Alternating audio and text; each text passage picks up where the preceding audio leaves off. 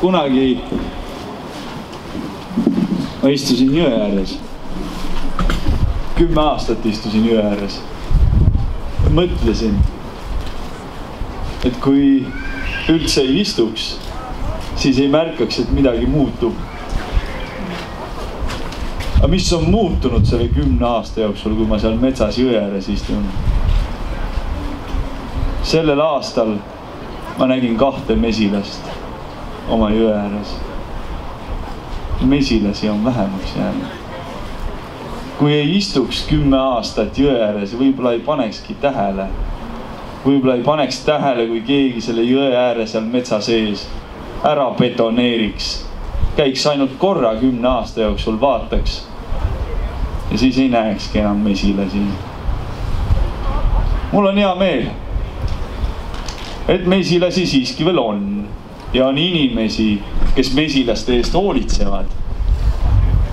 Ja ei võta paljuks tulla kaugelt siia, sõita autoga või bussiga, võtta kaasa oma plakatid ja lipud ja olla meiega koos.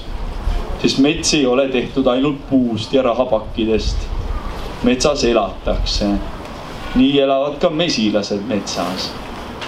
Mul on hea meel kutsuda lavale Maire Valtini, mesilaste esindaja.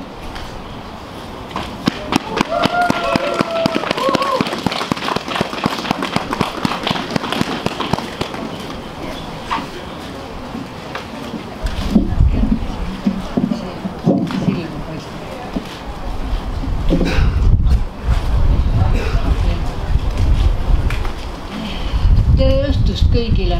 Mina olen koos meie väikese sõbraga, ka teie sõbraga ja tema tahab teile öelda Osvald Toominga sõnadega. Kui tahad kedagi tundma õppida, siis pane tähele, mis ta teeb metsas ja mesilas. Kes ei armasta loodust ja läheb tuimalt ning ükskõikselt mööda mesipuust, on pehkinud südame ja jäise meelega inimene. Mesilased on elanud oma iidsetes kodudes, metsade põlispuudes aegade algusest saati. Taluhoovis inimese valmistatud tarudes peetakse neid alles väga lühikest aega. Looduses pole praktiliselt enam seest õõnsaid mesilaste elupaigaks sobivaid põlispuid. Sellepärast maanduvadki sülemid korstnate ventilatsiooniavadesse ja kobarduvad katuseräästasse. Veel mõned aastad tagasi said mesilased 80% oma meekorjest metsadest ja puisniitudelt. Mesinikud on mures, sest mesilaste korjemaad jääb aina vähemaks. Metsades ei jäeta enam kasvama mesilastele atraktiivsete õitega puid ja põõsaid. Valgusraide käigus kõrvaldatakse juba eos kõik, mis palki ei anna. Remmelgad, pihlakad, pajud, paakspuud ja teised õitsvad puud ja põõsad, tuues ainukeseks põhjuseks, et nad ei anna tüve. Just remmelgaliigid annavad putukamaailmale äärmiselt vajaliku kevadise elujõu, mis meie vööndis on ellujäämise pant. Lageraie käigus hävitatakse aga head meetaimed, pohlad, mustikad, kanarpikk, millede taastumine võtab 15 ja rohkem aastat aega. Noorendike hooldamisel niidetakse maha põdrakanep ja vaarikas, mis kohati lageraie aladel kasvab, kompenseerides paariks aastaks natukenegi liigivaesust, enne kui ühetaoline metsakooslus võimust võtab. Selline kurb olukord on Eestimaal ja kui peaks veel Rail Baltic ja tselluloosi gigant käima minema, muutub see veelgi hullemaks.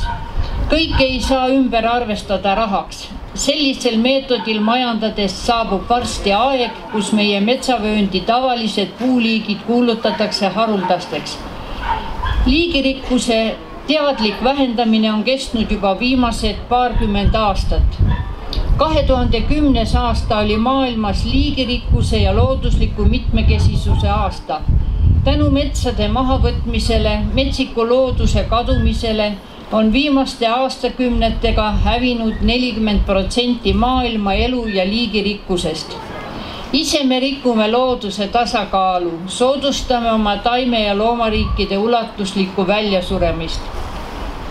Varsti ei ole meil samas vaimus jätkates ka midagi enam hingata. Aitäh kõigile, kes on kohale tulnud ja mesinikud on alati valmis toetama nii Eesti Metsa abi kui ka kõiki teisi ettevõtmisi, mis on tulevikus meil plaanis ja aitäh veel kord.